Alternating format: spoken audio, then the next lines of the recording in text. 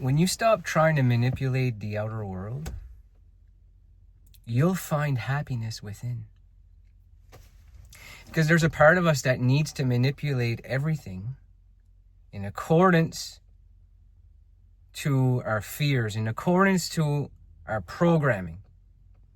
The failed relationships, the ghosting, the being abandoned, either by parents, in friendships.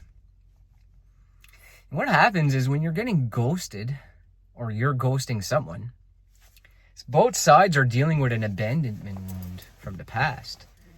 And something comes up that brings up fear. So either one person's putting way too much emphasis and focus and trying way too hard to make this relationship work. It ends up repelling the other party. And they've been either abandoned and it created a narcissist, and the other person's been abandoned by their parents on an emotional level and it created an empath. So the empath versus narcissist relationship. The empath keeps attracting a narcissist into their lives. But friends, look at this in a good way. A narcissist came in, ghosted you, made you feel like garbage, made you feel like you got nothing to live for anymore. Yeah. Everyone's different. Every situation's different. Look at it as it did something for you. And it was brought into your life to teach you a lesson. So a lot of the hurt that I dealt with that made me want to go into a spiritual direction, it was a narcissist came into my life and some type of, they abandoned me or ghosted me, and I once again felt like I wasn't good enough, not attractive enough. That's why I make tons of videos on it, relationship topics. And it led to where I'm at now. It led to the character that I created. Instead of identifying with that person walking out of my life, that person did me a favor. Because you guys on the channel would not have this version of me that wants to come on here and make videos about ghosting, relationships, letting the universe come in, reconnecting with God, having the universe flow in you and all around you, and want to share that love with others.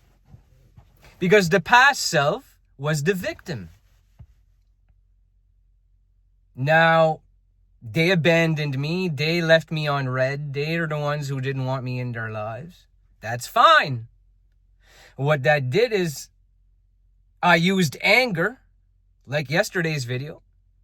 If you use anger in a positive way, you will move up the chart of consciousness and you will start to live in elevated states of consciousness.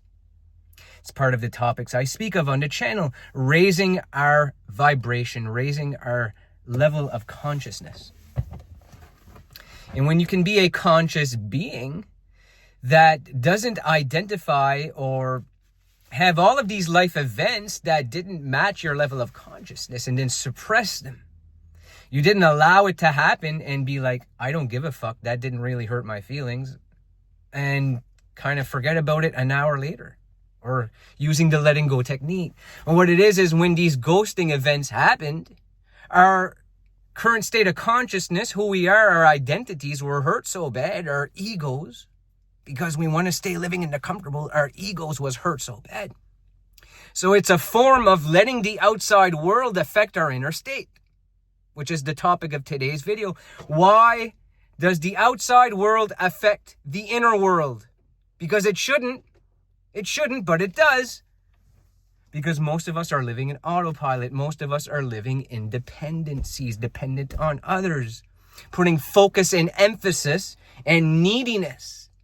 People pleaser. Don't feel bad if I trigger you and I'm telling you you're a people pleaser, an empath. You know why my videos resonate with you? It's because I have some of your tendencies in me, but I am healed.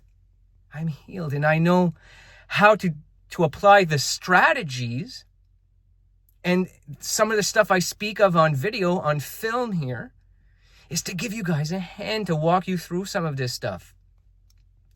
And when you apply some of these techniques to your lives, start to make notes and then switch the neuro associations to being in a state of consciousness that allows everything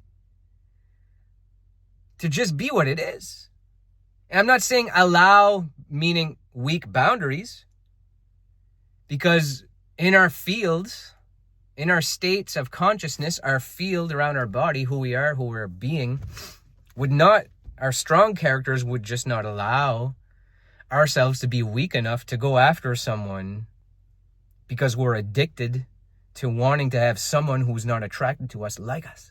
You just lose that addiction. You stop the pattern. You stop the spiraling. Being ghosted, being not acknowledged in public, all of that stuff that made you feel unattractive, or currently still does. It's just a fabricated imaginary story that's up here, and it's being reflected to you.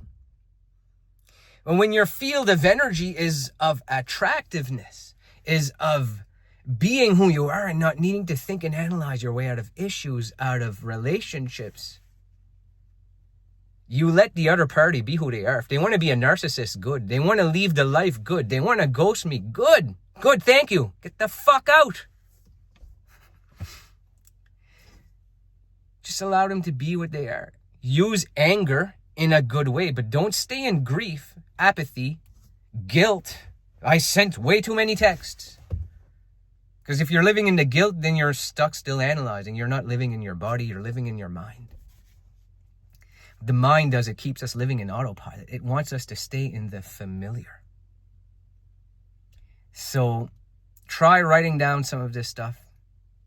Try being aware of the shit that we're holding on to. It's getting suppressed, and allowing your state of consciousness to enter a state of acceptance. I'll teach you more about it. Drop it in the comments, and I'll make an acceptance video for you. So I thank you for watching this one. We'll see you on the next one.